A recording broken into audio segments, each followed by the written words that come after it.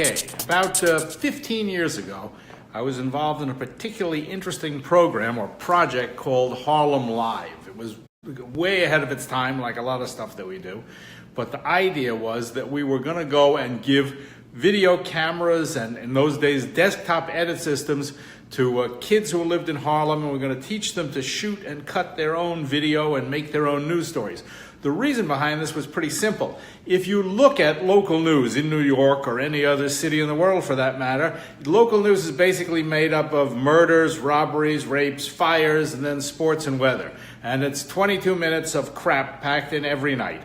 And for kids who lived in Harlem and watch a lot of television, like most people do, all they ever saw of their community was murder, robbery, rape, and fire, and occasionally sports. And that was it. And this is every night, every night, every night. And ultimately, this kind of drip, drip, drip of negative view of your own community has a really deleterious effect. It makes you think, I must live in a terrible neighborhood. Even if your own personal experience isn't that you live in a terrible neighborhood, you think you must because that's what television shows you every single night. Of course, television is this one-way street.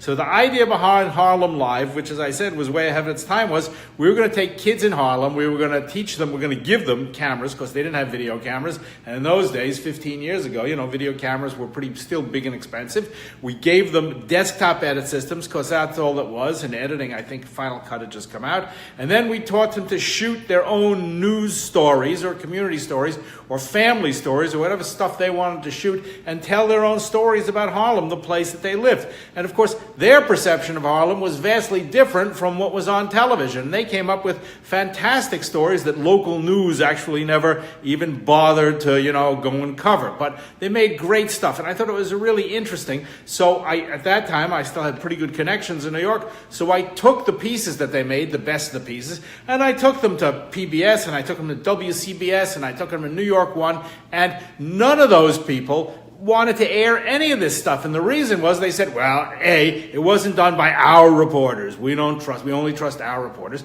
And B, it wasn't done, it wouldn't rate. Nobody wants to really see nice stories or good stories or encouraging stuff. Every once in a while, there's some heartwarming story about somebody in a wheelchair. But fundamentally, they weren't interested in what was actually telling the real story about what was going on in Harlem and what these kids' experiences was. So the thing died because we couldn't take it out anywhere and nobody could see it, except we used to do screenings at the school where we ran it, which is great, and everybody applauded, and it was terrific, but the thing died. It died because it was a bit ahead of its time. Well, it's no longer ahead of its time. Because A, everybody who's got a smartphone, and that's pretty much everybody in the world, has a broadcast studio in their pocket. The thing shoots broadcast quality video, it edits, it puts in graphics, it puts in music, and you can share it with anybody else. And B, the most interesting part is, of course, the internet now makes cable and broadcast absolutely unnecessary. If you don't think that's true, just ask the people at Netflix who look at their stock rating. They don't own a cable channel, and they don't have a broadcast tower here in the middle of Manhattan. They get their signal out to everybody. So it occurred to us that what we had tried in Harlem, we could try somewhere else. And that's what, if you saw the live the day before yesterday with Samson Stiles, one of the guys from BET that we trained, that's exactly the experiment. I don't think it's so much of an experiment. I think it's rather an interesting project that we're just initiating in East New York, another community that gets, absolutely terrible coverage in local news when they even bother to go out there. And most of the time, nobody even bothers to go out there. They live in like a colony of Manhattan.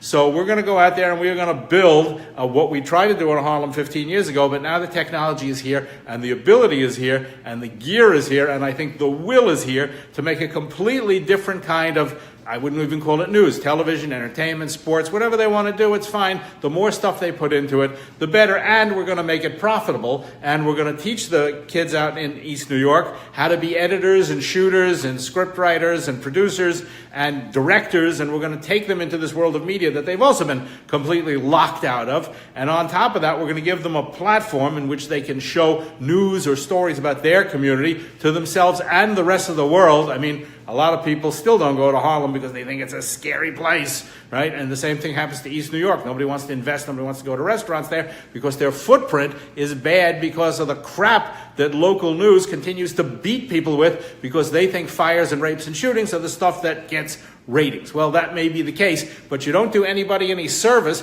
by continually bashing a very good community simply by picking out the really bad things that go on. And this not only goes on in Harlem and goes on in East New York, of course this goes on all over the world. Anybody booking any trips to Somalia? Probably not, because it looks like a terrifying place, because news always likes to scare you with this scary stuff. And in fact, most people are not scary. Most people are rather pleasant, and most parts of the world are not scary, but that's the problem with news, which is another story I can get into at another time.